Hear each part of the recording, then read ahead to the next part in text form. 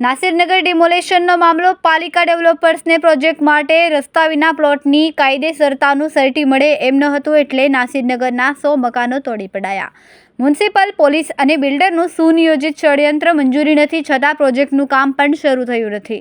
બિલ્ડરે PVC માટે અરજી કરી, રોડ ન હોવાથી મ્યુનિસિપલે પીવીસી આપ્યું નહીં, છતાં બાંધકામ ચાલુ. ડિમોલેશન કાંડની તપાસ માટે 6 સભ્યોની હાઈ પાવર કમિટીમાં 2 ડેપ્યુટી કમિશનર, જુનિયરને અધ્યક્ષ, સિનિયરને સભ્ય બનાવાયા. રાજકીય ઇશારે બિલ્ડર સાથે મિલીભગત કરનારા જવાબદાર અધિકારીઓને બચાવી લેવાનો કારસો.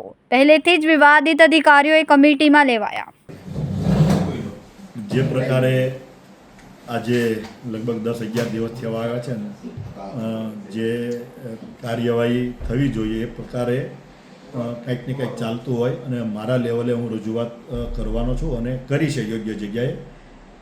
મને લાગે છે કે જે પ્રકારે અત્યારે પણ જે કોર્પોરેશન દ્વારા જે કમિટી બનાવવામાં આવી છે એ કમિટી મને એની સક્ષમતા નથી દેખાતી. ઉચ્ચ સ્તરીયના તપાસ થવી જોઈએ, કારણ કે જે પ્રકારે કાર્યપાલક લેવલના અધિકારીઓ અને તેનાથી ઉપરના અધિકારીઓ પણ આમાં સામેલ હોય એવું જણાય છે. એટલે કાર્યપાલક ઇજનેર આ કમિટીના પહેલાં બને અને એક કોર્પોરેશન જ હોય, અન્ય સંસ્થાના અધિકારીઓ આમાં જોડાવા પડે.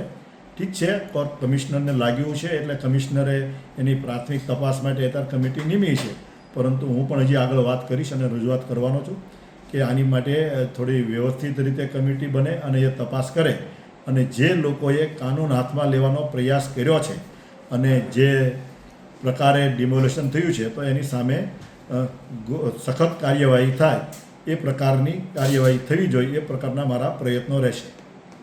કેમેરામેન હર્ષદ પાટીલ સાથે સુનિલ પાટીલ, સમય મીડિયા ન્યૂઝ, સુરત.